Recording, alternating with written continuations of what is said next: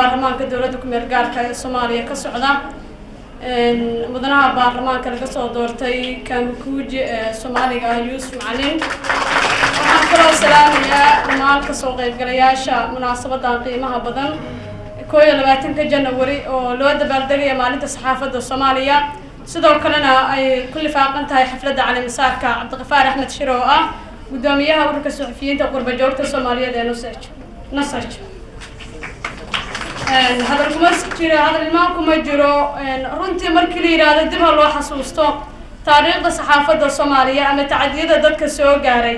مناسبة دانو قمر لما ينكروا قف والبنات تيسو المينية حقيقة مركل لقى هذلو لكن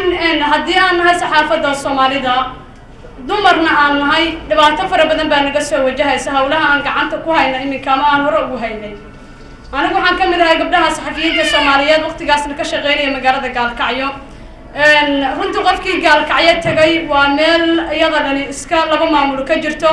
haddana inta badan looga bartay inay ka dhacaan colaadaha qabaa'ilada iyo waxyaabaha kale aan loo baahan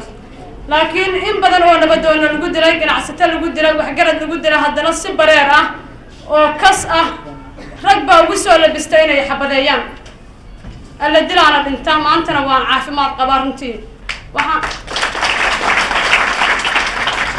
waxaan baliyaynayaa waligeena aan ilaawi doonin Dr. Cabdulqaadir Maxamed Jaamac Dhagacade oo ahaa doctorka qalliinka ugu sameeyay 14 September sanadkeenu ka soo gudubnay 2011 waqti habeenaan Gaalkacyo ku dhaawacmay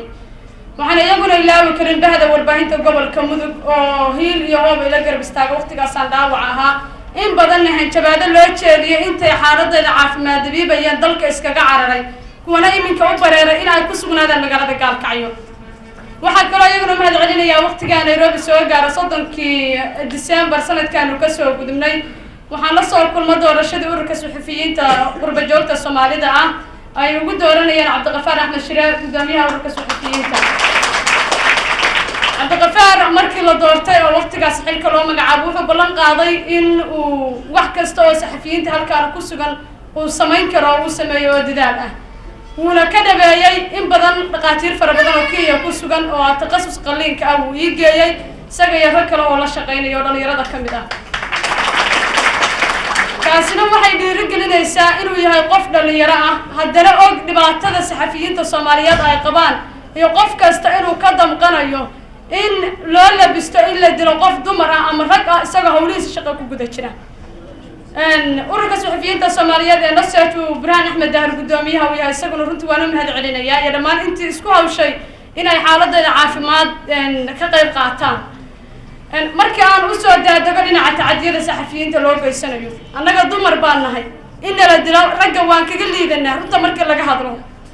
wiilku waxa laga yaabaa inuu dagaal galo waxa laga yaabaa beeshiisu inuu laakiin dumarku dagaal lama galaan beelana ma aadan qabiil lama abaabulaan لكن واحد مركز تقول بسين هذا كشقة عندنا يا مصلحة الصومالية. وحكوا سنة دولتكم يلقاك الصومالية مدرياش برلمان كالصومالية. قف هديلة دل حلبان أمل الدلو قف وسير أمل الدلو قف شعب كلام محكمة القرار كسيدة وحي شاكتها إلا هركي أنا شرعي أو مركز تلقص قاسيه لكن إلا حتى ما أعرف إلا قصقاسي أمر صحافة الوصول بندقي قف كسيدة دلك برارك أبوك يستعد سلاش taasna waxay noo muujinaysaa in anagu kaalinta koowaad awal waxa la dhijir saxaafadu kaalinta afraad ku jirta laakiin maanta waxa muuqatina kaalinta koowaad nahay haddana in siyaasiyiinta ama dadka anaga mas'uulka noo ihi aysan ka fiirsanaynin in ay ku dhiiradaan in qofka saxafiga dhibaatada gaarsiiyo sharciga la horkeeno oo la iska ilaawo laakiin maalinka shir la qabanayo lagu dhiiranayo in loo yeero qofka saxafiga ah bil xaqiiqatan waxaan ku shaqeynaynaa xaalad adag waxaan ku shaqeynaynaa duruufo adag waxaan ka codsanayaa wiilasha iyo gabdhaha saxaafadda ku jira inkastoo shaqo ku guda jirtaan oo ay aad u adag tahay dalkeenina uu burburay inaad ka qayb qaadataan horumarkiisa dib u dhiskiisa iyo xasiloonidiisa anigu waxaan u bareeray xaqiiq Gaalkacyo oo laba maamul ka jirto oo qabiil la isku laynayo inaan 3 saac habeenimo 2 saac habeenimo shaqo ka rawaxo gurigaygina aado taasina xaqiiqda anoo ka hadlaya oo runta soo bandhigaya Mudug iyo Soomaaliya ka jirta ka joogana oo la yirina ka joogsan layguna dhaawacay ku dhiirada in aad danta shacabka Soomaaliyeed ka shaqeysaan ku dhiirada in aad ka shaqeysaan xasiloonida Soomaaliya هذا الحكومة ديرانيو دمرك أنت بدل مركي لهن شباب ما اللي بيجي هذا والو بديليا والو بوجه نتاجيا واي بقان لكن يقول تسالقات الدنيا ركوت تسالقات وقبل واستسمعت كشرته وأنا مهسنتهين